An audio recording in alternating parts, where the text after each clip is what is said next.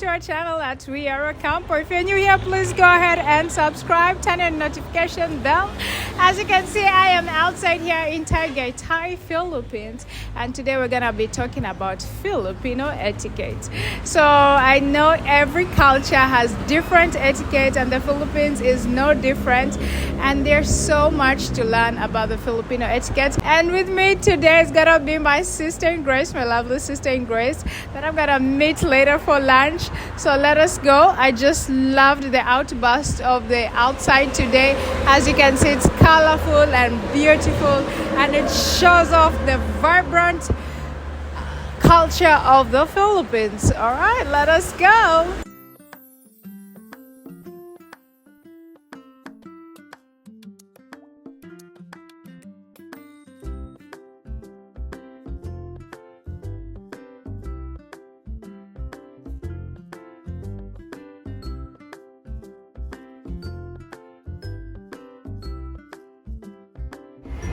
If the rash come up to here on your neck, that's already an emergency thing.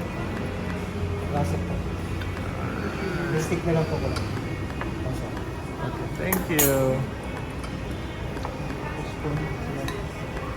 Vinegar. Filipino style. Wala pa lang samsit mga ano. Yes, yes. Yeah.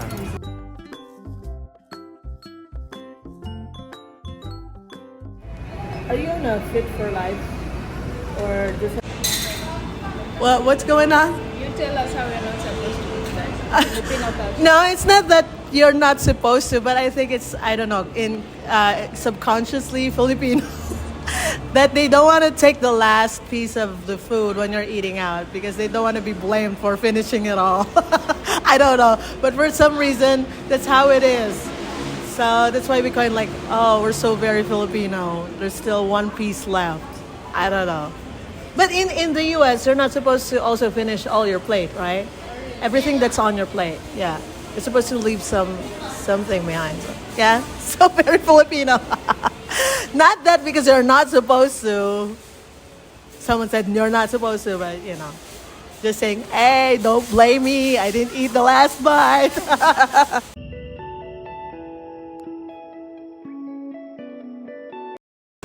All right, so we just had lunch with my Sanse here. It's been like 3 weeks since I had a sit down with her. It's been so long. I missed you so much. I know I'm missable. You're so missable. So, yeah, so now we're just talking about the Philippine etiquette and just going through them. It was just amazing to learn all these things. Anyway, so you tell us, what are some of the etiquette that I must know just by living here, that not just learning or as you go, you know, you make the mistake there, oh, you're not supposed to do that, you know. Okay. So, firstly, it's using honorifics for the elderly. So we use po, opo, and ho. And when you talk to the elderlies, you use the plural like they. So in Filipino or Tagalog, say sila, like kumain na po ba sila? When you're saying, have you eaten, ma'am? So instead of saying, have you eaten, ma'am? Kumain na po ba sila? Like that. And of course, when you meet the elderlies, you bless them. Mano. We call it mano. So that. Yeah. Mano po. Oh, actually, it's Because I'm older. I'm not old enough to receive a mano. my problem with this is that I keep putting makeup on the elderly because I'm so brown, you know. And so I keep, so every time I'm mano po in dad or Papa Arnie, I'm just like. Well, if you can do mano, My makeup. beso is also okay. Yeah. You know. But if That's it's like how we really, greet the elderly, right? like really elderly, like maybe 40 years older than you or the elderlies. And of course, when you're entering their house, it's also, you know, beso, kiss, and mano pa. Even just one. We're not like the Italians 3 times. Yeah. And removing your slippers or shoes when entering the house. Usually we have slippers, inside slippers. Yeah. So, and and usually it'll be best if you are bringing something for that person never come into a house empty-handed. Well, the usual thing. But eating out, okay, when like you're being invited, usually in the Philippines, the one who's inviting you to eat or dine or to go out, usually the tab will be on them. So yeah, so unless maybe I don't know now with the modern I learned culture. that the hard way in America because my friends in Bible school they asked me out to go, and I had no money whatsoever. I mean, I'm an international student. So once we were done eating, and I got my bill, like it was divided among all of us. I was like, wait, what? I thought you invited me, you pay, you know. So it's similar In Kenya, yeah. similar culture, okay. Yeah, in Kenya, you're invited out. The person who invited you is the one who's gonna pay. But right now, it's a little bit modern. You agree from the time you're leaving, and so I had to I had to call my brother from far away. I almost washed dishes. People, I was almost washing dishes. I was about kuchunga viazi. So yeah. So now every time I'm in a culture, I'm like, are you paying? Like I am not playing these games. Like I don't want the hassle. I don't want the hassle. Like it's just simple. Are you paying? Am I paying? Let's get this straight right now.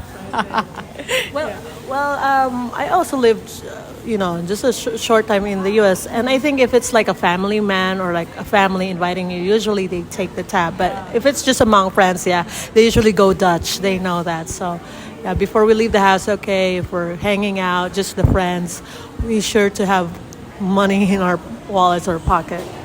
So, but here in the Philippines, it's similar with yours. Usually the one who invites, even among friends, unless they said KKB, that's go Dutch, kanya-kanyang bayad. So that means go Dutch. So KKB, yeah, to watch out. So if it's KKB, okay, you gotta have pocket money. That's the word. So they say, hey, let's eat, and then they didn't say KKB. You could say, you didn't tell me it's KKB. So they're gonna pay for mine. Wait, sorry, I'm being too loud. And eating out, usually. I don't think it's a really etiquette or culture thing, but subconsciously when we're eating out, there's always one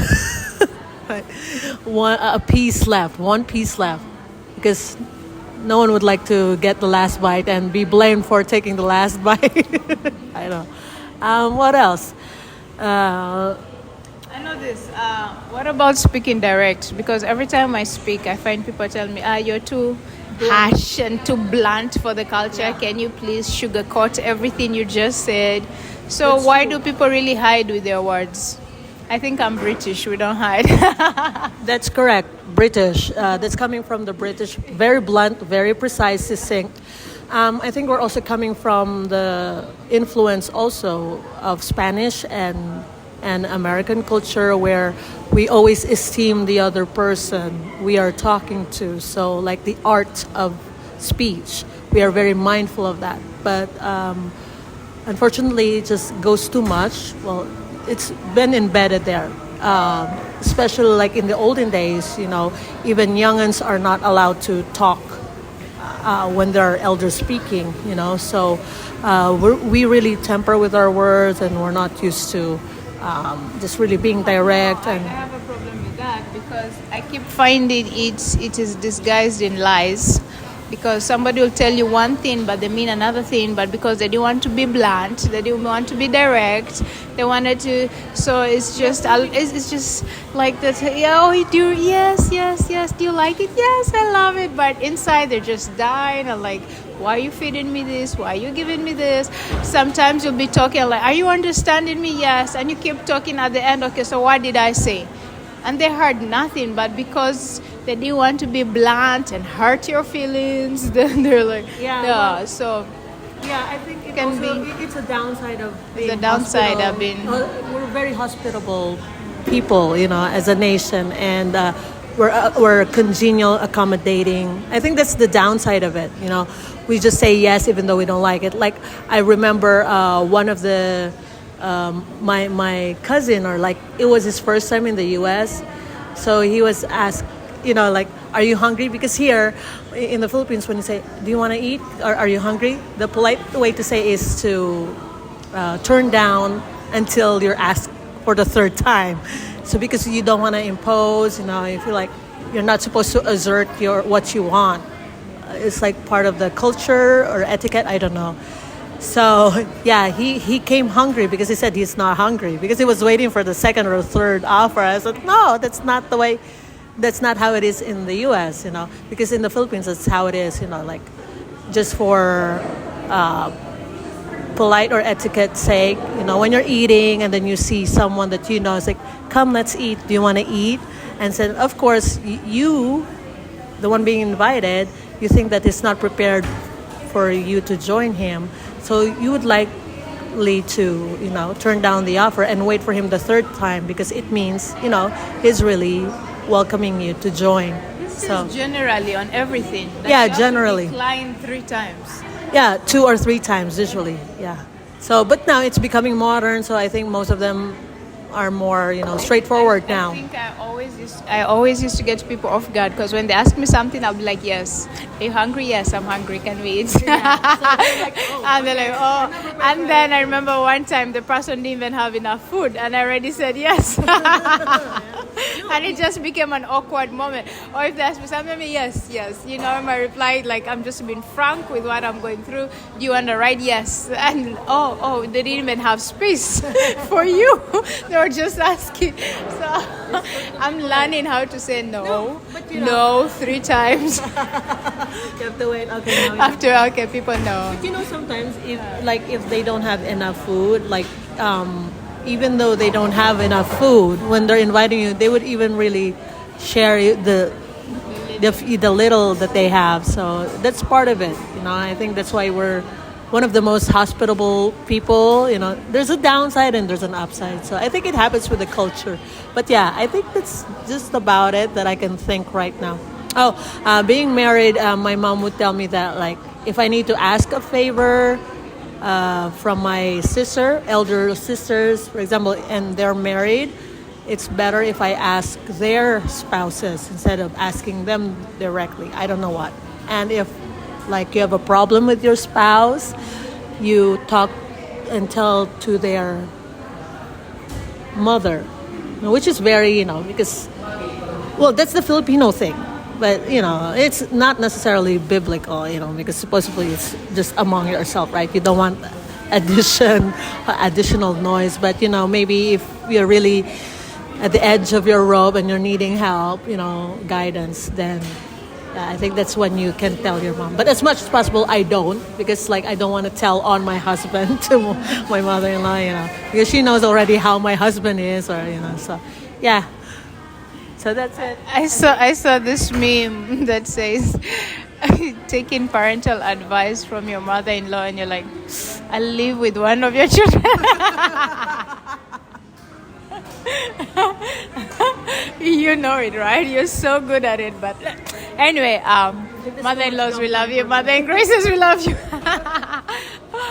All right, so that's just going through our little Filipino etiquette. Also tell us about eating with a spoon and a fork. Oh, yeah. Because I used to argue with my husband a lot. I don't know why he feels like the rest of the world eats like that, but it's only in Philippines that we eat with a spoon and a fork and not a fork and a knife. Yeah, well, because I think we're really generally a farmland, right? And Filipinos in general, we're very clean people. Every time we do something, we wash up. I'm not sure with my brother, but so when you're eating, you're presumably clean everything that before you sit at the dining table, you've already washed up and everything. And so we use our bare hands to eat instead of spoon and fork. Oh, spoon and fork. Oh yeah, spoon and fork, yeah. No, spoon, because before we didn't have spoon and fork. Instead of a fork and knife, because the spoon can be used for soup, and a lot of the Filipino dishes are broth based. We have like sinigang, tinola, nilaga. Even if you go to other countries like Kenya, where you need a fork and knife, you're still using spoon and fork.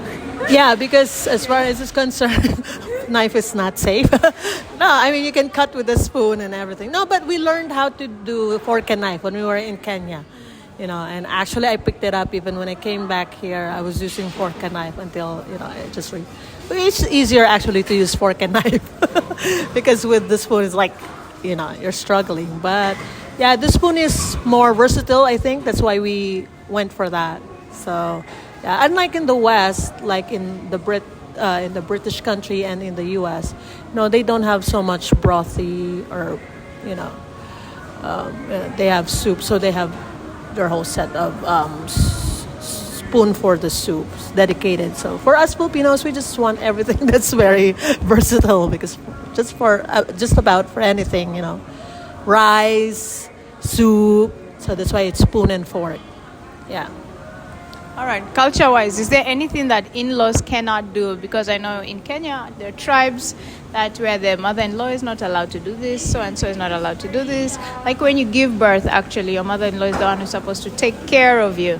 Your mother-in-law Yes. is supposed to take care of you. Yes, wash you, remove all the blood, everything. That's your mother-in-law. So here, what is the job for in-laws? Because we are very specific with our in-laws. Like even sleeping in the same house, you're not supposed to.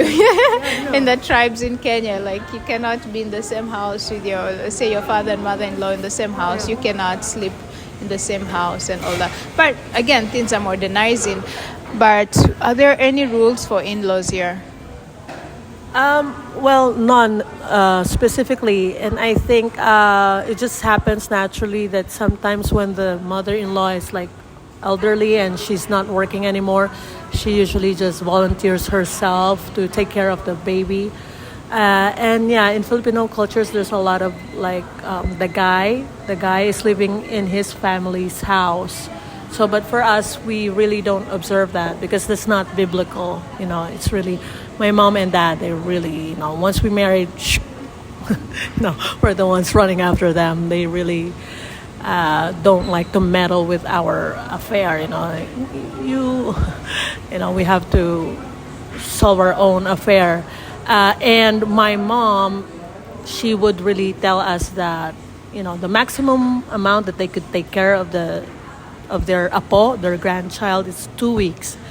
Not even, because their role is different. They don't want to mess up the rearing because the parents' role is different from the grandparents' role. The parents is the rearing, and then the grandparents is the spoiling now. So she said, and but that's the downside, I think, in Filipino culture that the guy is living with his own family, with his mom's house. So that's not a good thing for marriage, necessarily good thing for marriage. But I think that happens because they it's understood that they're newlyweds, they're young family, and they need a lot of support and help.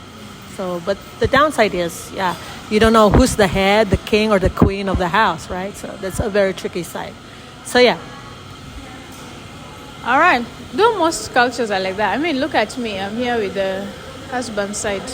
You're not living in the house. I mean, Oh, living in the house. Okay. Yeah. That's a whole different ball game. Yeah, well, but I did in the beginning of my marriage. Yeah. Thank God all of you guys weren't there. It was just us and dad and mom.